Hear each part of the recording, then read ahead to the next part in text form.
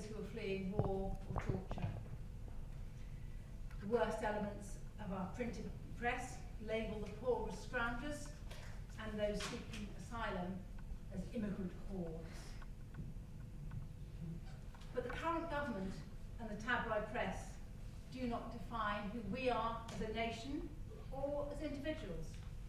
And each of us have a choice to exercise compassion and to work for the society which we believe to be right and just. Each year, approximately 33,000 people are held in an administrative indefinite detention without charge or trial here in the UK. This detention is not part of any criminal sentence, and there's no automatic judicial oversight. It's expensive and it's ineffective. Half of those who are detained are eventually released back into the community or given leave to remain. And the Home Office's own rules, Rule 35, Section 3, if you're interested, state that where there are reasonable grounds to believe that a person may have been a victim of torture, he or she should not be detained except in exceptional circumstances. However, the Home Office is very good at ignoring its own rules and routinely disregards Rule 33 forms that are submitted. And so very many traumatised people are re-traumatised by being locked up again. I volunteer for medical justice, writing medico-legal reports for detainees at the local immigration removal centre, Council House. It's hard. It's difficult for me, but much harder for the detainees. Often working through a translator, I need to gather a lot of very specific detail.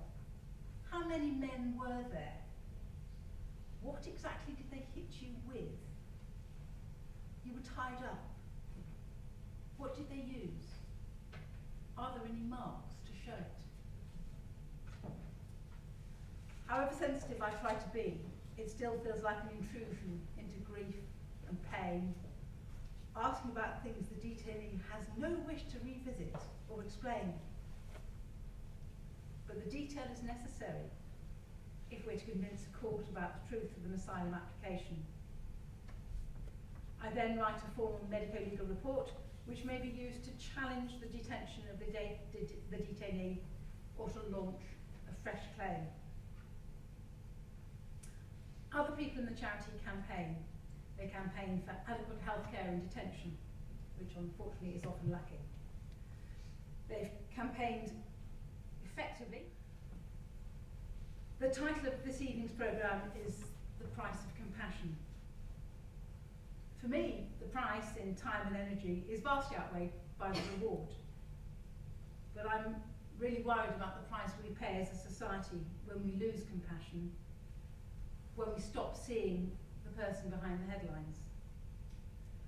The detained asylum seeker, the rough sleeper, as a person, just like ourselves, who, with a different roll of the dice, could have been you.